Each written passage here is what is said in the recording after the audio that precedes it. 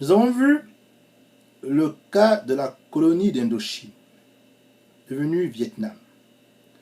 Nous avons vu le cas de la colonie d'Algérie, l'Algérie française, devenue Algérie. Intéressons-nous maintenant aux différentes colonies d'Afrique subsaharienne. De Gaulle propose aux Africains la communauté française. Il leur demande d'y adhérer par référendum, selon lui.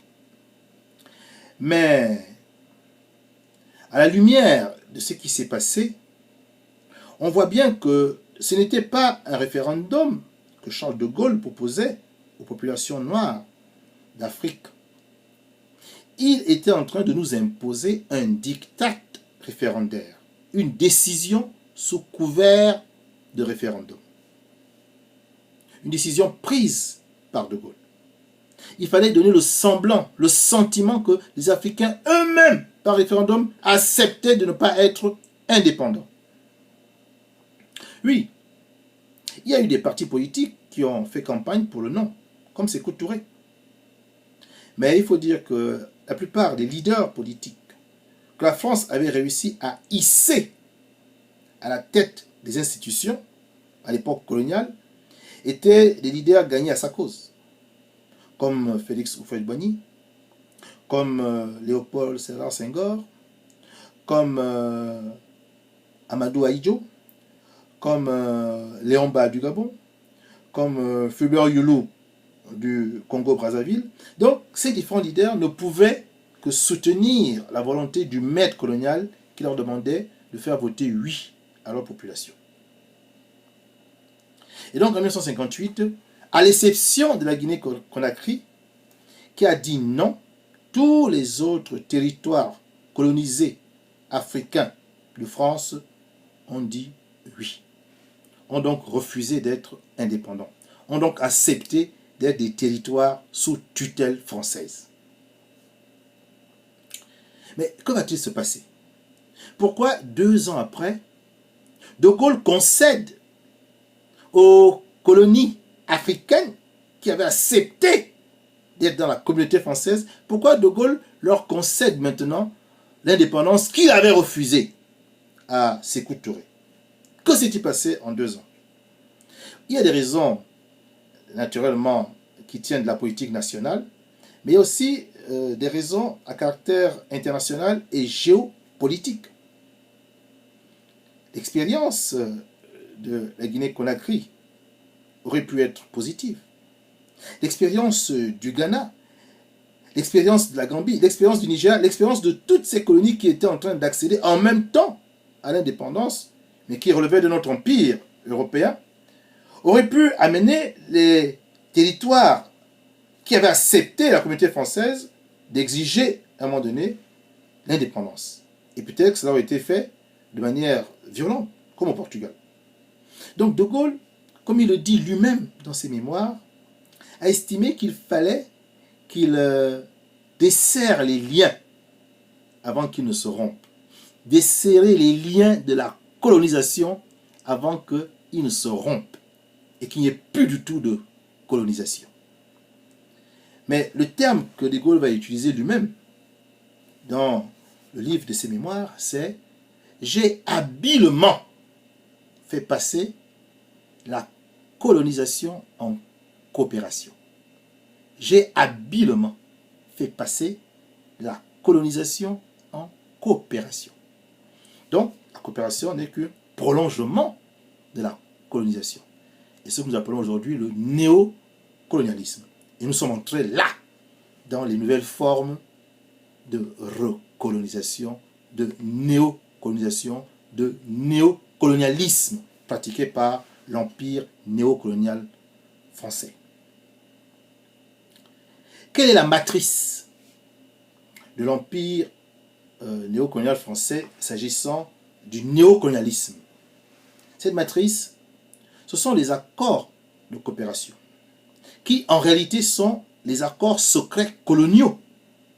Parce que ces accords n'ont pas fait l'objet de discussions entre les parties. Ces accords ont été établis, ont été élaborés, ont été écrits en France pour toutes les différentes colonies. Quelle était l'idée de De Gaulle? L'idée, c'était que nous signions des accords qui nous liaient pieds et mains et nous mettaient à la botte de la France. Donc, ayant signé des accords, on devait s'en tenir à les respecter. Et ayant fait cela la veille, le lendemain, De Gaulle autorisait les différents premiers ministres ou présidents à proclamer l'indépendance. Donc, en fait, que fait De Gaulle?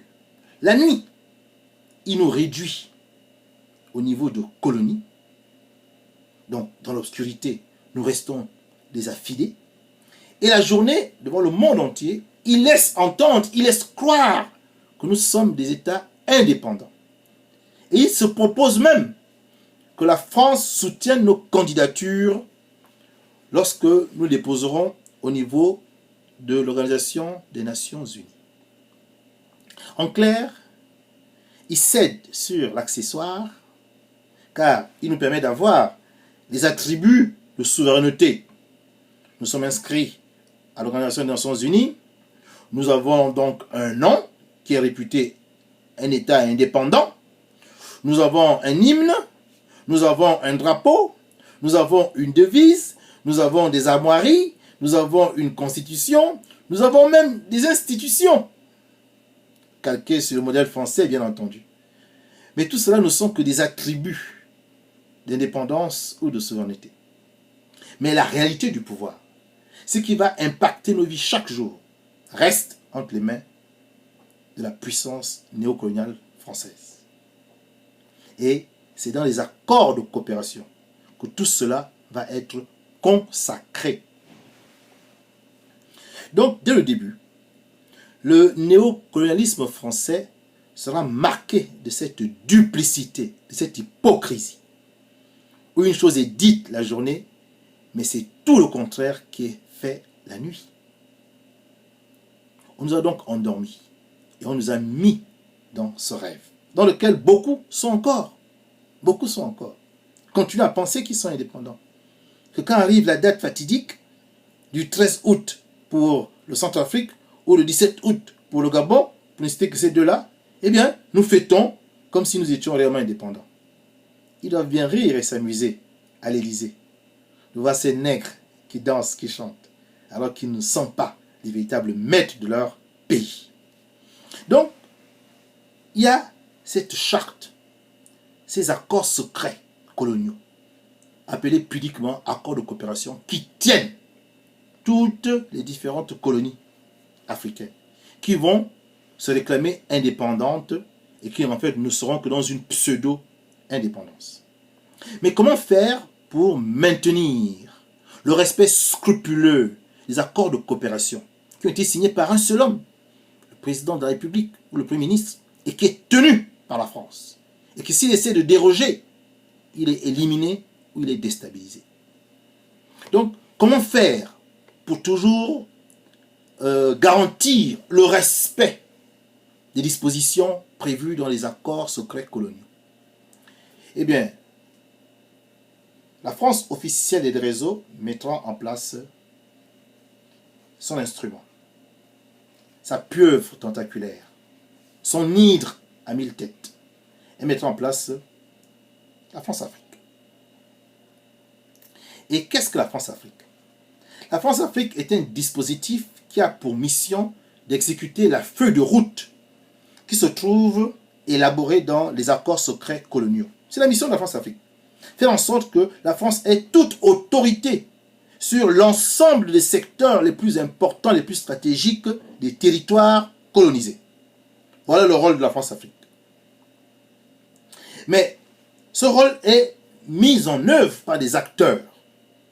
Nous avons donc des acteurs qui sont des acteurs exogènes, ils sont exclusivement français, et nous avons des acteurs qui sont, eux, endogènes, ce sont nos frères africains, que nous appelons les néo-nègres de maison, ceux qui ont accepté que la France dirige toujours nos États via leur propre personne. Alors, je vais maintenant essayer de définir de manière assez précise ce qui caractérise l'action, les différentes formes de néocolonisation. Au niveau des acteurs endogènes, qui sont les Africains, quel que soit le pays, Côte d'Ivoire, Gabon, Bénin, Togo, des Africains qui ont accepté de participer à cette prédation des richesses de leur pays, qui ont accepté que la France continue à être ce maître néocolonial. Il y a la dimension spirituelle. La France a besoin d'aliéner spirituellement des acteurs qui vont jouer le rôle qu'elle attend d'eux. Aliénation spirituelle, ça veut dire qu'on va mettre les Africains, on va les embrigader dans des loges, qu'elles soient rosicruciennes ou maçonniques, ayant pour maître ces grands francs-maçons de France, que ce soit la Grande Loge nationale de France ou bien le Grand Orient de France, eh bien, ayant pour maître ces maçons français, eh bien, les maçons africains vont exécuter à la lettre ce que leur demande leur maître, conformément d'ailleurs aux principes qui régissent la maçonnerie dans la discipline et l'entraide de la fraternité. Une fraternité pour l'intérêt de la France et non pas pour les populations. Donc il y a déjà cette aliénation spirituelle. Et vous constaterez que cela montre avec suffisance pourquoi tous les différents chefs d'État des pays francophones sont des francs-maçons. Pourquoi pour être un ministre important, tu dois être franc-maçon ou rosicrucien? Pourquoi pour être un homme important nommé à un poste financier ou bien à un poste militaire, il te faut être dans la franc-maçonnerie? Mais c'est grâce justement à ces loges d'embrigadement que l'on contrôle le mind, le spirit, le spirituel des Africains. Plus besoin de leur mettre un fusil à la tempe pour qu'ils exécutent les ordres. Non. Ils sont déjà à l'intérieur, conditionnés spirituellement pour exécuter les ordres du maître. Voilà la première dimension. La dimension spirituelle. Maintenant, attardons-nous sur la dimension culturelle. Mais l'élite, c'est qui dirige le pays. Elle est francophone, mais elle fait la promotion de la francophonie au détriment des valeurs endogènes, culturelles de leur pays, de leur population. Cette élite qui fait la promotion de la francophonie, elle aime la langue française qu'elle promeut. Elle aime la civilisation française qu'elle promeut. Mais ne fait rien pour la préservation de nos us et coutumes. Ne fait rien pour que nos enfants, nos descendants, aient des référents endogènes culturels. Donc, nous avons là une aliénation culturelle, où les Africains deviennent les combattants de la civilisation française. Ils sont non perdus pour la civilisation africaine. Cela va de soi. Il y a la dimension intellectuelle. L'élite africaine est généralement instruite dans les universités de France. Regardez, la plupart des chefs d'État, ils ont tous été étudiants en France. Et c'est même là-bas où ils ont été cooptés, pour la plupart. Point n'est besoin de citer les noms. Et donc, dans ces dimensions intellectuelles, il y a cette élite africaine devenue France-africaine, au sens où elle va accepter de pactiser avec les maîtres qui leur donneront un relatif pouvoir. Pour peu simplement que cette élite soit francophile, qu'elle soit francolâtre, et que finalement elle adhère au projet de néocolonialisme de la France. Disons également, car c'est important à souligner, que cette élite a acté la primauté de la pensée française sur la sienne. Il y a une défaite de la pensée africaine et une vénération de la pensée française. Oui, vous entendrez souvent cette élite dire, mais pourquoi vouloir chercher encore à réinventer la roue? Il n'y a qu'à regarder ce que les Français ont fait, et puis on adapte. Donc un refus d'imagination. Toujours dans une sorte de perroquetisme, un mimétisme avilissant, où il n'y a pas de place pour l'inventivité africaine. Il faut toujours être le moine copiste. Cette élite également est généralement anti-panafricaniste. Elle ne croit pas au panafricanisme. Elle a repris à son compte les arguments du maître. Le maître sait que c'est par le panafricanisme qu'on viendra à bout de lui. Donc, ces fidèles servants ont déjà été endoctrinés pour qu'ils puissent venir dire de la façon la plus claire à leur communauté que le panafricanisme, c'est de l'utopie. C'est un doux rêve, c'est une rêverie qui n'arrivera jamais. Et donc, vous allez voir que peu d'Africains sont imprégnés de cette philosophie, qui est souvent critiquée et jetée aux orties. Intéressons-nous maintenant à la dimension sociale, qui est la quatrième dimension, sur laquelle agissent les acteurs endogènes pour perpétuer la néocolonisation. Sur le plan social, l'élite est cooptée. L'élite france-africaine, elle est cooptée. Quand vous n'êtes pas d'accord, vous êtes simplement mis de côté ou alors vous êtes assassiné si vous commencez à déranger. Quand vous êtes d'accord, on vous corrompt à coups de milliards. Ce sont des miettes de richesse, mais à coups de milliards, vous êtes corrompu. Et c'est cette corruption qui vous permet donc d'accéder à des fonctions que vous n'aurez pas pu avoir si vous étiez en rivalité, en compétition normale avec d'autres compétiteurs.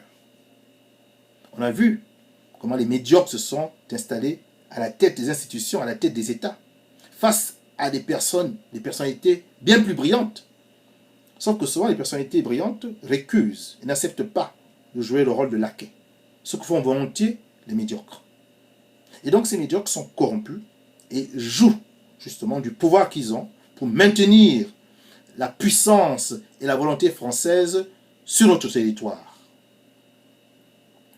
Et il faut aussi le dire avec beaucoup de peine, cette élite est devenue indifférente à la souffrance des peuples africains, des peuples souffreteux, qui n'en peuvent plus. Mais l'élite france-africaine, francophile, francolate, néocolonialiste est devenue cynique comme son maître.